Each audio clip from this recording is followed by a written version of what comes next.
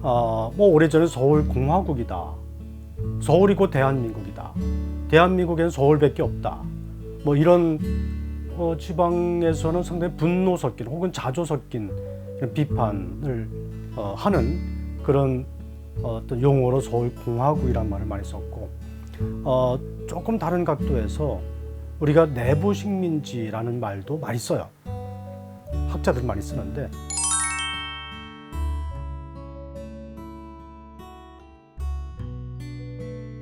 보통 식민지라고 하면 외부에 아주 힘센 나라가 약한 나라를 이제 침탈하거나 영토까지 집어삼키거나 지배하는 이런 관계를 제국주의, 식민지 이렇게 우리가 얘기를 많이 해왔는데, 그것이 국가와 국가 간에만 있는 것이 아니고 한 국가 안에서 힘 있는 지역과 힘 없는 지역이 꼭 그런 식민지 관계처럼 되어 있다라고 하는 뜻으로 이걸 빗대어서 내부 식민지라는 말을 써요. 그래서 보면 우리나라에서도 이 격차가 너무 심하기 때문에 비수도권 지역들은 지방 도시, 지방들은 수도 서울 혹은 수도권 내 식민지 같은 그런 관계다.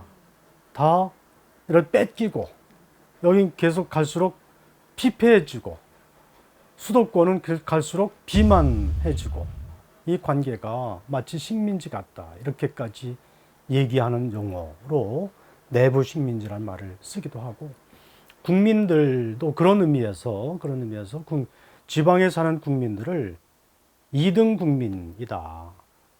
수도권과 비수도권이 한 나라 안에 같은 대한민국 국민이긴 하지만 그거는 형식적일 뿐이고, 대한민국 안에는 사실상 두 개의 나라가 존재한다. 하나는 수도권이고 다른 하나는 비수도권이다. 두 개의 나라인데 위에 수도권에 있는 나라는 1등 국가고 혹은 거기에 사는 사람들은 1등 국민이고, 그렇지 않은 비수도권에 사는 사람들은 2등 국민이다. 혹은 열등한 국민이다. 그래서 수도권에 가지 못하고 지방에 그냥 사는 사람들은 마치 인생에 실패한 사람처럼, 청년들도 다 대학 보낼 때 인서울 시키려고 하는데 그렇지 않은 지방에 있는 대학에 다니는 학생들은 꼭 뭐 루저인 것처럼 이렇게 사회적으로 바라보고 평가하는, 사실 좀 슬프죠. 이런 용어를 접할 때면 슬프죠. 그래서 서울, 대구만 해도 2시간 미만이면 가잖아요. 근데 서울, 대구가 대등한 힘을 가지고 있는 두 도시면 이게 거리가 가까워지면 두 도시가 함께 혜택을 봐요. 근데 이게 지금 현실은 서울과 대구가 이렇게 격차가 워낙 큰데 이걸 빠르게 연결시켜 놓으면 비수도권 대구에 있는 자원이 더 서울로 빨려 들어가는 빨대 효과를 더 가속화시키기도 해요. 더 자본이 서울 집중. 그렇죠. 더 집중되는 거죠.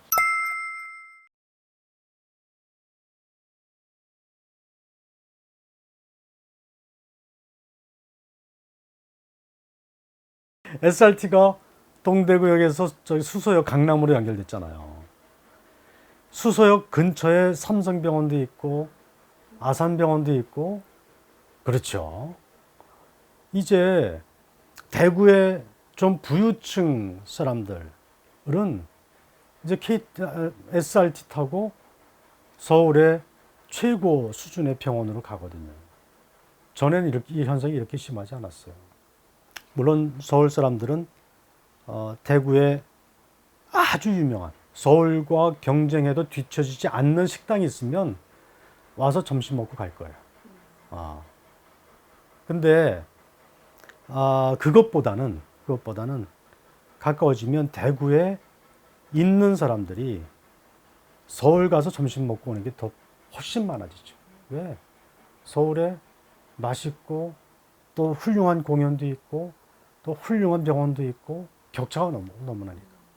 사실은 비수도권에 사는 사람들의 상대적인 박탈감, 소외감, 이런 것들 혹은 패배 의식, 이런 것들이 이제 갈수록 격차가 벌어지면 이건 심리적인 문제가 되기도 하고 문화적인 문제가 되기도 하고 이러다가 정말 나라가 쪼개질 수 있는 이런 위험까지 있는 거죠. 그냥 눈에 보이는 자원들만 불균형한 게 아니고 지금 말씀하신 것처럼 기회의 불균형이라고 하는 것이 사실 청소년 세대로 가면 그게 더 심각한 거죠. 많은 기회에서 자기 인생을 설계하고 개척해야 되는 청년들이기 때문에 이 세대에게는 기회의 격차라고 하는 게 훨씬 더 심각하게 다가올 수 있죠. 이게 이제 계속 악순환인 거죠. 한쪽에서는 청년들이 더 사실은 힘든 여건이지만 더 이를 악물고 노력해야 되는 측면도 있지만 사실은 본질적으로는 기성세대가 사회를 운영해 가고 있는 기득권층이 이 현상을 완화시키기 위한 파격적인 정책을 펴는 게 훨씬 더 중요하죠. 참여정부 때 시작했던 분산정책, 균형발전 정책이 이명박, 박근혜 그 뒤로도 10년 정도 계속 그 기조로 일관되게 추진되어 왔으면 달라졌을 거예요. 예컨대 남북 평화라든가 아니면 뭐 4차 산업혁명에 대비하기 위한 교육혁명이라든가 이런 등등은요. 정권에 관계없이 중장기 과제예요. 국가의 중장기 과제거든요. 정권이 바뀐다고 해서 가다 말고 일로 갔다 절로 갔다 이렇게 해가지고는 아무것도 안 돼요. 국가균형 발전이라고 하는 것도 그런 차원의 그런 성격의 과제예요. 정권이 누가 들어서든 간에 국가 정책을 균형 발전 정책으로 전국의 어느 지역에 어디서 살더라도 기본적인 여건이 보장되고 애들 교육시킬 수 있고 문화생활 할 수 있고 일자리 얻을 수 있는 어디서나 그런 골고루 잘 사는 사회를 만들어야 되는데 그렇게 정책을 선회하기가 어렵다는 얘기지 불가능하다는 얘기는 아니죠. 그럼 우리는 이제 어떻게 살아야 되나, 교수님? 그렇게 소극적으로 질문하지 말고 이 부조리한 현실과 어떻게 싸워서 바로 잡을 수 있을까요? 어떻게 싸워야 바로 잡힐까요? 이렇게 나와줘야죠. 이번 타이틀을 지영민이여 봉기하라 이런 걸로 내야 되는 거 아니에요?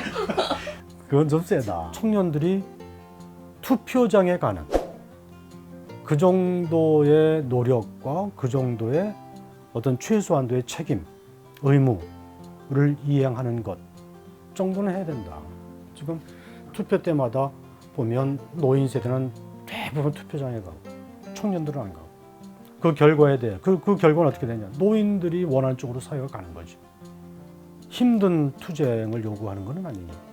그거는 뭐 별개 문제지만 각자가 자기 자리에서 할 수 있는 정도의 목소리를 내고 최소한도의 의무를 수행하고 그걸 통해서도 얼마든지 사회를 바꿀 수 있다.